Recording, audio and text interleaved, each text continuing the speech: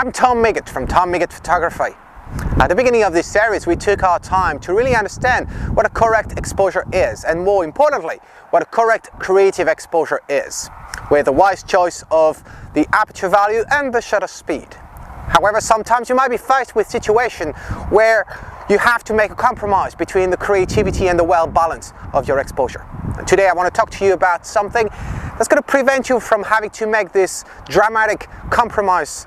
This is the neutral density filter. Neutral density filter is not meant to change the white balance in your exposure. Its only goal is to reduce the brightness level in your scene and therefore in your final exposure. You find neutral density filters in two categories. The common one might surely be the circular one. So it's something that looks like this and that screws on the front of your lens.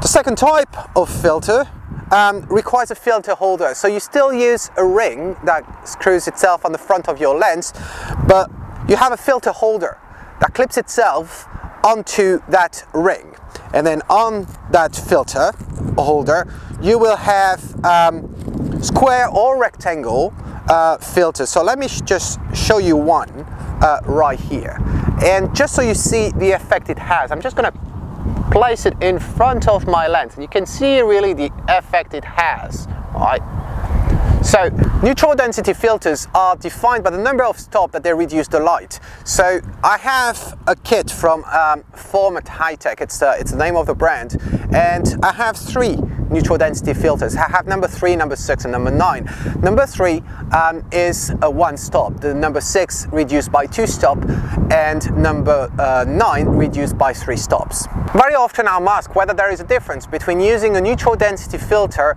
and the exposure compensation feature that you find in most digital cameras out there today. Well, there is a major difference. And let me explain with two examples. The first one being, you want to capture a scene where you have a moving subject and you want to really inject movement in your photography. And therefore, as we saw in the past episode, you will need a slower shutter speed. And to really increase the effect, you will want to go for a shallow depth of field. And therefore, you're going to open your aperture. Well, by opening the aperture and exposing for a longer time, it's more likely that you're going to end up with an overexposed image. And if you use the exposure compensation feature on your camera, well, you are bound to affect either the aperture value or the shutter speed, and that's not what you want. You want to keep using those settings. And that's where the neutral density filter comes very handy, because by just placing it on your lens, you're only affecting the brightness level and you're not changing any of your settings. So you still remain creative while being with a correct exposure. The second example is you're doing a portrait photo shoot and you're doing it at midday when the sun is up.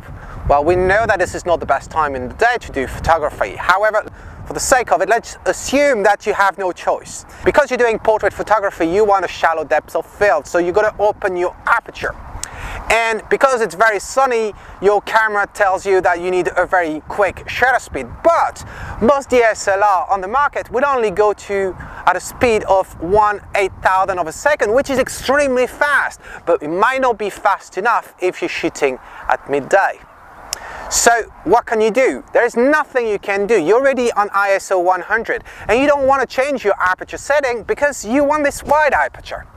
Well, the solution once again is using a neutral density filter, because your 1/8000 of a second might still be enough or might even be too much, providing the type of neutral density filter that you're going to put in front of your lens. So you see, those two examples are really a good one, where neutral density filter really gives you the solution and nothing else can give you that. Some may argue that those two examples are extreme, and I could accept this. However, let me give you another type of situation where you're bound to use some type of neutral density filters, and I'm referring to landscape photography. Have you noticed, like for example here, the sky is brighter than the foreseen, and if I was to take a picture of this, well, what am I going to use to really adjust the exposure? Am I going to base my exposure on the brightness level of the sky or the brightness level of the foreground? If I do it using the sky, then my foreground is going to be extremely dark. But if I do it from using the foreground, then my sky is going to be blown out.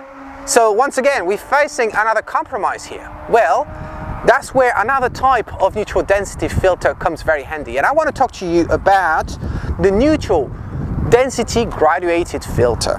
And it comes like this. Graduated obviously means that the density of the darkness on the filter is not on the entire surface of your filter, so it's pretty much halfway. And let me just put it on the lens here and you will see the effect. So this is without, this is on the clear part, and as I'm sliding the filter down, you see my sky is darkening while the foreground remains with the same exposure level. And you see, as I'm sliding it even lower, then I'm affecting more and more surface, or more and more space in my image. This one is a number, let me just check, this one is a number 9. So this is 3 stops. There's 3 stops of light difference between the top of my filter and the bottom one. And I use this pretty much on every shot that I'm making out there when I do landscape photography. Is absolutely amazing what you do with this. And using filters, whether it's circular or whether it's with the filter holder, you can stack up your filters. So as I said, I have number 3, number 6, number 9, giving me either -1 or -2 or -3 stop of light. And by combining them, I can do 4, or I can do 5, or I could even do 6. So that's really powerful thing. So this is it, folks. This is all I wanted to talk to you about today. I hope you found that informative. If you have any question, obviously send them to me. You know, the address is ask@tommigotphotography.com, and I've put a lot of information as usual on my blog with different brands. I will do a proper review of that specific brand of filters that I'm using later on. I'll probably do that in a few weeks. Well, this is it, and until next time, this is Tom Migot saying, if you like it, well, capture it.